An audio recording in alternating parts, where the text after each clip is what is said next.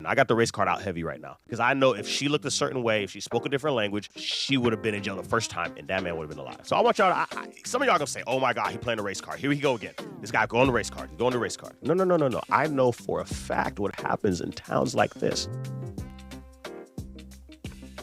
Hey, what's going on? Welcome to the Sammy Go podcast. My name is Sammy Go. If you're new here or the algorithm has brought you to my channel, go ahead and subscribe right now, turn your notification bell on, and like this video. There's a very big story going on in my hometown. Not necessarily my hometown. I'm from North Miami, but I was raised on the west side of Florida as well in this town called Naples, Florida. Naples, Florida has about, consensus says about 20,000 people. So it's a small town, and it's a very interesting small town because it is one of the richest cities in the USA. And then there's people that are immigrants that come from Mexico, Haiti, Jamaica, and they live and they technically work for the rich people in Naples. So Naples is different. Naples has very, very rich people, multimillionaires. Every athlete, every entertainer you know has some kind of house in Naples. And then there are the immigrants like myself and my family who came here from other countries and they work either CNAs, hotel, housekeepers, nannies, that's kind of how Naples is made up. So look at this story. I want us to watch this clip, and then I'm going to break this down because I've been going through the court files, and I think this is very interesting. So if you're from somewhere else in your other part of the world, come on down to Florida and dig into this story right here. Watch this clip. Immokalee Road exit. Troopers say a driver headed the wrong way in the southbound lanes hit two other cars, killing one of those drivers. The ensuing investigation and cleanup lasted hours, keeping the interstate shut down until about noon and leading to major traffic jams and headaches. FHP arrested the 24-year-old woman they say caused this wreck. This is Wink News at 5. I'm Emma Heaton. I'm Chris Safadi, and at the center of this tragedy, a 96-year-old from Naples, the driver who lost his life. Wink News reporter Maddie Herron begins our coverage live now on 75, right next to the road. Maddie, what do we know about that man who died? We still don't know this 96-year-old man's identity, but FHP says he is from Naples. So we know that people in our community are hurting because we have lost a Southwest Floridian on the interstate this morning. So this is right after the story happens. Give you a little bit of this timeline because I've been digging through the files and I think this is very interesting, right? Genise Taylor, 24 years old of Naples, maybe not originally from Naples, but she was arrested on DUI manslaughter charges after she drove the wrong way on I-75 and it caused a fatal car crash. Yeah, she was driving northbound on the southbound lanes when she hit two vehicles head on. One of the people hit, it doesn't say it in a clip, but we've identified it. Arthur Gilbert, who was 96 years old, a Naples man, was critically injured and died at the hospital. Another driver was 57. He's from New Hampshire. He's chilling. He's injured, but he survived. So rest in peace to Arthur Gilbert. Condolences to his family. Now, I have a timeline of what happened that night, and I think it was very, very senseless. And this is going to be interesting because, boy, the facts keep coming out. And as I'm recording this, I'm pretty sure more facts are going to come out. Anyways, March 17, 2026, a.k.a. St. Patrick's Day. Shout out to everybody that celebrate that. Genise Taylor puts her daughter to bed, and then she goes out that night to celebrate St. Patrick's Day. About 9:30 p.m. At 11:30, she was spotted through video, both surveillance and posted herself of her at Blue Martini Lounge, partying for St. Patrick's Day that night. Okay, fast forward. She parties. Obviously, she's drinking. She's having a good old time.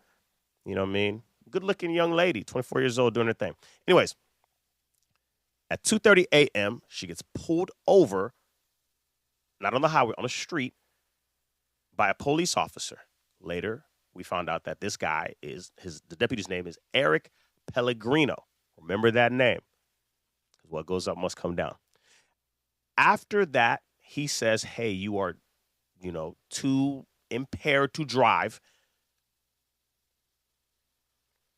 And the prosecutors are saying in the files that her friends came and picked her up.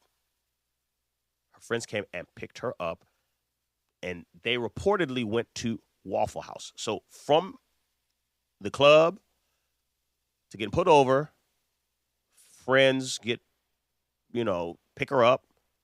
Boy, I wish that, they did that more often instead of just taking folks to jail. I don't think you should have a DUI at all, but if you do get pulled over, your friends could come, take you. And instead of the friends going home, they reportedly went to Waffle House first. They go to Waffle House, and then that's where the story gets blurry. This is what this case is going to do. This case is going to get very, very interesting right here. We don't know what happens after the Waffle House. Later that night, or early in the morning, the investigators show cameras of her parked on the ramp up the wrong way, parked there waiting.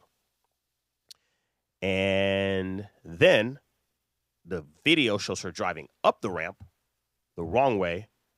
And then there's other footage, because, this is getting pieced together. There's other footage of people, dash cam or recording, showing that she's driving the wrong way on the highway. 4:18, after multiple people try to avoid and swerve and get out the way, at 4:18, the crash happens. And she was driving a 2014 Nissan Rogue going the wrong way. She hit two people. She hit Arthur Gilbert, 96, who died. He was driving a nice car. He was driving a 2025 Volvo XC60. Those are nice. Those are nice. In the interior, those are really nice. And then a 57-year-old man from New Hampshire was driving a 2019 Suburban. Those Suburbans are strong. So, he was injured, but he survived.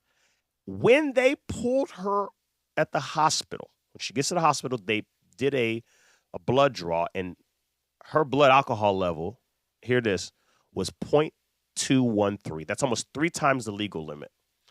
Now, if it's 0.213 there, what was it the first time when Pellegrino pulled her over? That's what I'm thinking in my head. What was it? Anyways, they arrest her, and on Thursday, she made her first court appearance, and she was denied bond. On Monday, March 23rd, the pretrial hearing was held, and she said she admitted on a jail call that she was stopped by the deputy earlier, and she knew the deputy. So not only was she stopped and, the deputy let her go, she knew she had a relationship with the deputy. She knew him, and the judge ruled that she would remain in jail without bond. So as I'm recording this right now, she is in jail without bond. On Tuesday, March 24th, the sheriff's office publicly identified the deputy as Eric Pellegrino. And now they have launched an internal investigation to see what happened at that stop. We got camera footage, and boy, I'm waiting for this to come out. Now, this is interesting to me because, like I told you, Naples is different. Naples, I've walked those streets. I've driven on those streets. I've smelled the air. I'm not just reporting on something I don't know.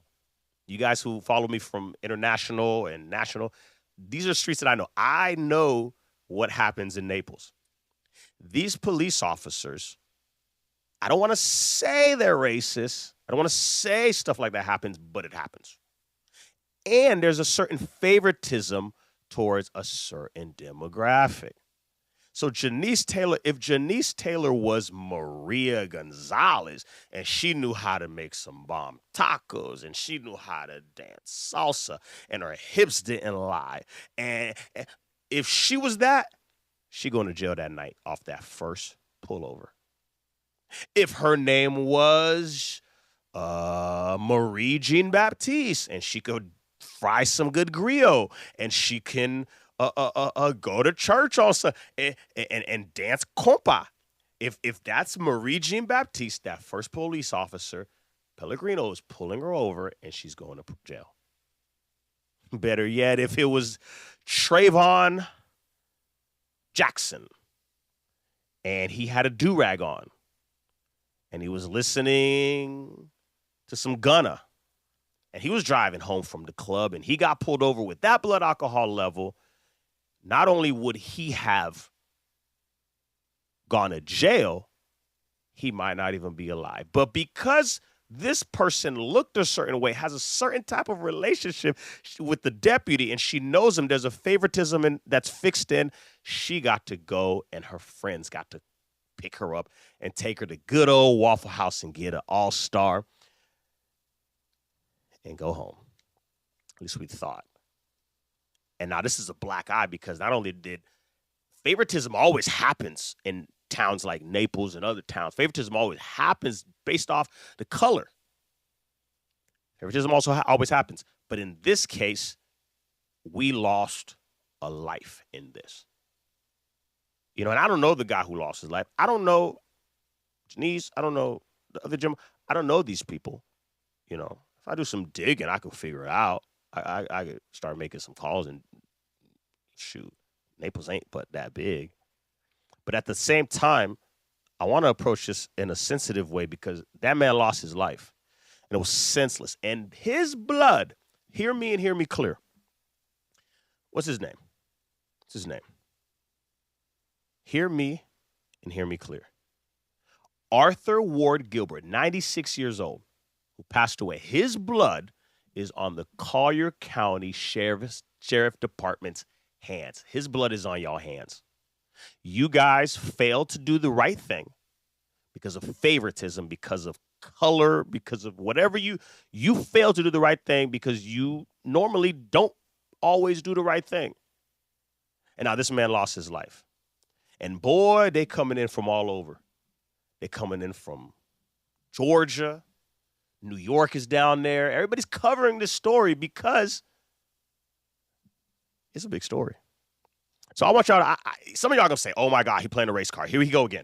This guy going to race card. He's going to race card. No. I know for a fact what happens in towns like this.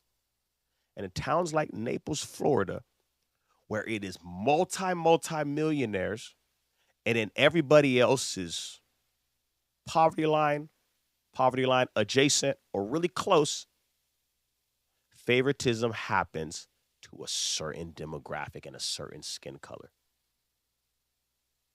Boy, I've been searching hard trying to figure out what that ethnicity Genise is. But her skin looks a certain way. So y'all tell me in the comments.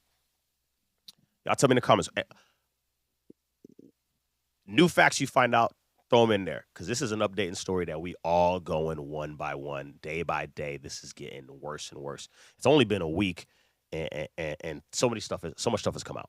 So y'all tell me in the comments, what do y'all think? And number two, do y'all think I'm wrong?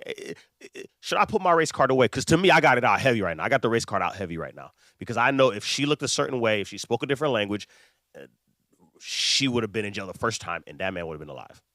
Y'all tell me what's going on. My name is Sammy Go. This is Sammy Go Podcast. God bless you.